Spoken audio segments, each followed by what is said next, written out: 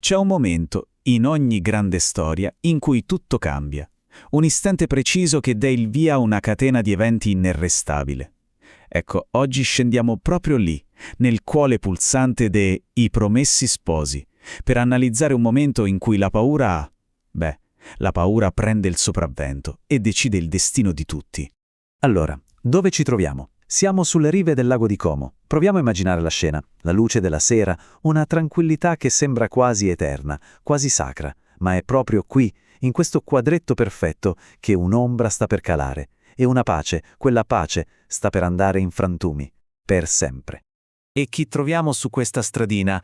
Eccolo lì, il nostro protagonista, Don Abbondio, un uomo di abitudini, sapete, immerso nel suo piccolo mondo fatto di gesti sempre uguali, di quiete. Sta facendo la sua solita passeggiata serale, non ha la minima idea, ma proprio nessuna, della tempesta che di lì a poco lo travolgerà. Ma chi è davvero Don Abbondio?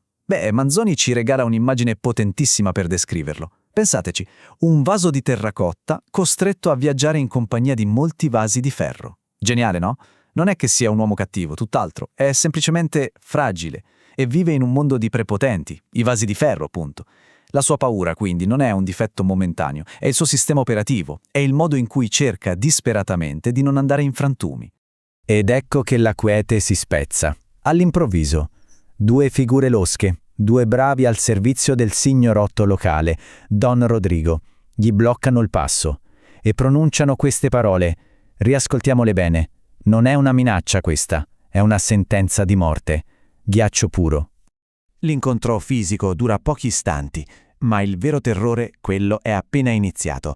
Il veleno della paura entra in circolo e quella che era una tranquilla passeggiata verso casa, adesso è un calvario, ogni passo è un tormento, un dialogo silenzioso con i propri fantasmi. E cosa gli passa per la testa in quel momento? Qual è il primo pensiero? Eccolo qui. Non è come posso reagire, non è questo ingiusto, no. È pura, totale autocommiserazione. Perché proprio a me? Si sente come una vittima scelta a caso dal destino, un poveretto capitato nel posto sbagliato al momento sbagliato. E la sua mente continua a girare a vuoto, cercando una via d'uscita. Ma io che c'entro?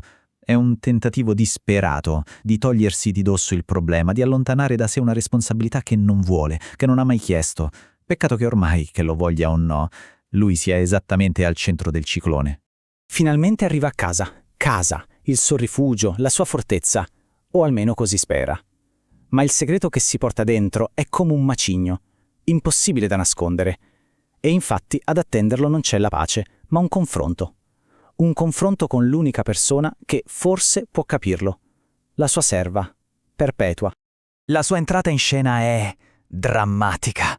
Non è il solito Don Abbondio di tutti i giorni, no. Il viso è pallido, stravolto. È una maschera di puro terrore. E Perpetua, che lo conosce come le sue tasche, capisce al primo sguardo. Capisce che è successo qualcosa di grave. E qui comincia una specie di duello verbale. Da un lato c'è lei, Perpetua, che insiste, che non ci crede. La sua non è solo curiosità, è preoccupazione vera. Dall'altro c'è lui che nega, che cerca di nascondersi dietro un niente. Sta provando a costruire un muro di silenzio, ma quel muro è già pieno di crepe e si vede. Alla fine, messo alle strette, cede. Il muro crolla.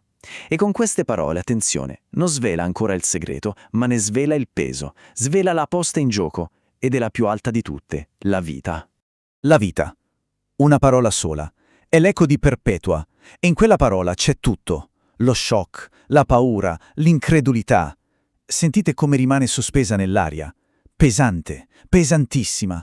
È la fine, è sconfitto, si lascia cadere sulla sedia e finalmente quel nome terribile esce dalla sua bocca.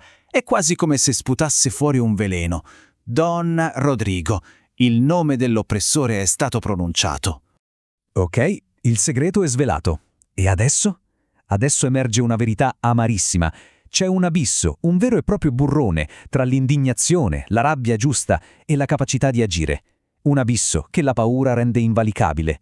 Sentite Perpetua. La sua reazione è immediata, è di pancia. È la voce della gente comune, delle giustizie che si sente calpestata. Le sue parole non sono pensate, sono fiammate di pura e sacrosanta rabbia. E lui, Don Abbondio, La sua risposta è un concentrato di amarezza e sarcasmo. È come se dicesse belle parole, sì, ma a che servono? Per lui tutta quella rabbia è solo rumore di fondo. Nella sua testa la partita è già persa, si è già arreso. E qui Manzoni ci mette di fronte a una domanda enorme, una domanda che vale per Don Abbondio, come per chiunque. Davanti a una paura che ti schiaccia, a un terrore mortale, a cosa serve un consiglio? Che potere hanno le parole? È una domanda che va dritta al cuore della nostra fragilità di fronte alla prepotenza. E così arriviamo all'atto finale di questa scena, un finale solenne, quasi funebre. Non c'è più spazio per il dibattito, per i consigli. La decisione, in realtà, è già stata presa, non dal coraggio, ma da un sussurro, dalla paura. Guardiamolo. Borbotta qualcosa tra sé e sé, prende un lume e si ritira. I suoi gesti sono lenti, quelli di un uomo che ha perso. Quella piccola luce che tiene in mano sembra quasi un riflettore puntato sulla sua solitudine, sulla sua resa. Sta cercando di fuggire, non solo da Perpetua, ma da se stesso. E poi il gesto finale. Sulla soglia della porta si volta, un dito sulle labbra, e con un tono che non ammette repliche, lento, solenne, dice solo «Per amor del cielo» e sparisce. Attenzione, questa non è una supplica, è un ordine. L'ordine del silenzio. La paura ha vinto. Sipario. La tragedia può cominciare. Sembra solo un sussurro, vero? Eppure, in quel singolo sussurro c'è tutto.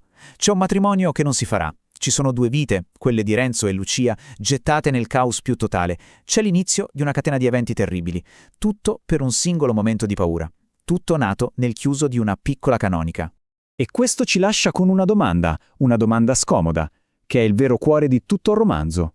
Quando chi ha il potere minaccia chi non ne ha, obbedire è un atto di viltà, un peccato o è semplicemente un istinto di sopravvivenza? La storia di Don Abbondio non ci dà una risposta facile, anzi ci costringe a interrogarci su cosa significhi davvero provare ad essere umani in un mondo che troppo spesso non lo è.